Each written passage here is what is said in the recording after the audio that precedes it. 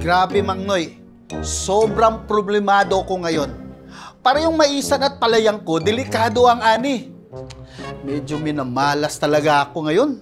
Hindi ko alam kung saan ako nagkamali. Puro kagat ng uod maisang ko. Yung palay ko naman, parang di maganda yung tubo. Ay, nako. Paano na ba to? Walang imik, Mang Noy?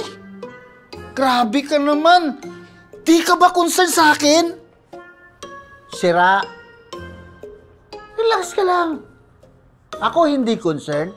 Ito nga may hinahanap ako. Gusto kong ipapanood sa'yo. Ano to? Ito NK University. Andyan lahat ng sagot sa problema mo. Sakto't may bagong season sila ngayon. Di lang sa mais, pati sa palay. May matututunan ka sa tamang pag-aalaga. Mag-uumpisa na. Ito, panoorin mo. Magandang araw mga ka-NK! Na-miss nyo ba kami? Dahil na-miss namin kayo, narito tayong muli at magsasama-sama para sa isang panibagong semestre ng NK University Season 2!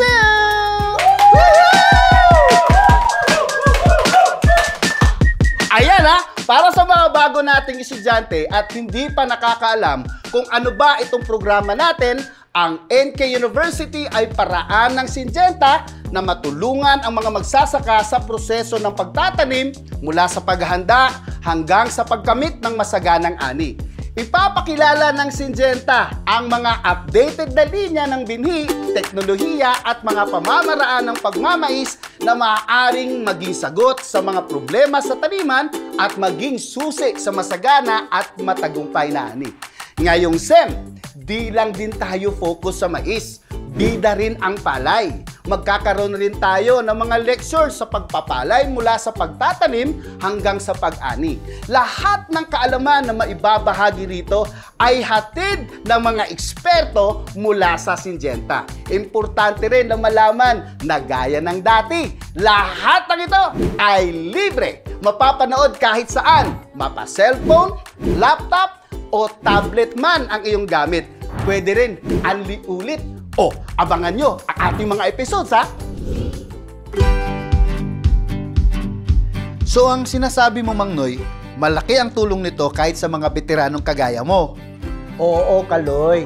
Kaya tutok ka lang dyan at siguraduhin mong namnamin mo lahat ng ituturo ng Syngenta para siguradong maging malinis at malusog ang tanim mo at mas umangat ang kita. At huwag mong kalimutan, i-follow ang Syngenta page at ang Tiwala sa NK. Okay? Okay po. Para sabay tayong manood sa susunod ulit. Sige po.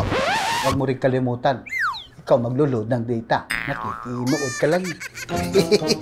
Sige po, ako sa susunod.